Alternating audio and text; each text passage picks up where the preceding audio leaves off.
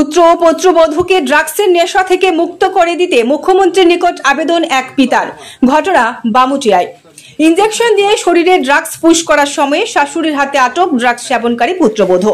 প্রায় 1.5 বছর যাবৎ চলছে এইভাবেই শ্বশুর বাড়িতে পুত্রবধূর ড্রাগস সেবন। অবশেষে আজ হাতে নাতে ধরল শাশুড়ি, পরে তুলে দেওয়া হয় পুলিশে।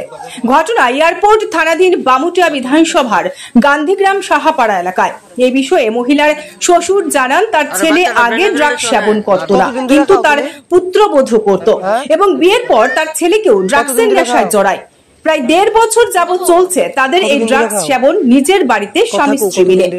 তাদের একাধিকবার নেশা মুক্তি কেন্দ্রে রাখা হলেও ড্রাগসের নেশা থেকে বেরিয়ে আসতে পারেনি। আজ যখন পুত্রবধূকে ড্রাগসের ইনজেকশন পুশ করার সময় কম্বলের ভেতর থেকে আটক করে পরে স্থানীয়দের সহায়তায় তুলে দেওয়া হয় পুলিশে।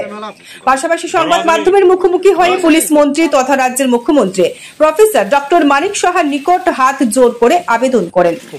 কি হয়েছে? আরে আমার ছেলের বউ দুজনে ড্রাগস সেবন করে।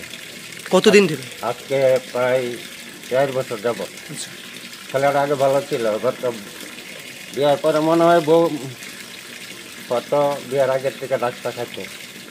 তারপরে আমার ছেলেটারে নিয়ে এটা লোকের যুক্ত করে তারপর না দুজনে ড্রাগস খাই জন্য ধরতে পারি না আইডিয়া।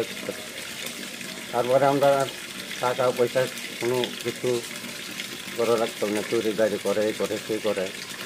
তারপর আপনার 3 বার সেন্টারও ভর্তি করে না, আবার কিছুদিন পরে আবারই রাখতাম। তো এখন আমার আর ক্ষমতা নাই যে তাদের আমি চিকিৎসা করার মতো। এখন আমার আবেদন হইল মাননীয় মুখ্যমন্ত্রীর দ্বারা যে আমার ছেলের বউয়ের জন্য বুঝতে পেরেছে। আজকে কারে ধরছেন? আজকে আমার ছেলের বউয়ের ধরছে। কিভাবে ধরছেন? আপনি সিরিজ ঢুকাইতেছে,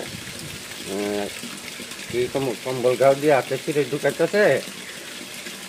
ওর শাশুড়ি দেখছে, দেখার পরে হাত কাটকে ঢুকাইছে, দেখায় না। তারপর আমরা 2-4 জন ডাক দিলাম, দেখলাম হাতে ইঞ্জেকশন ঢুকাই রেখে। তারপর আমরা পার্বতী এসে ডাকলাম, পার্বতী এসে আইলো।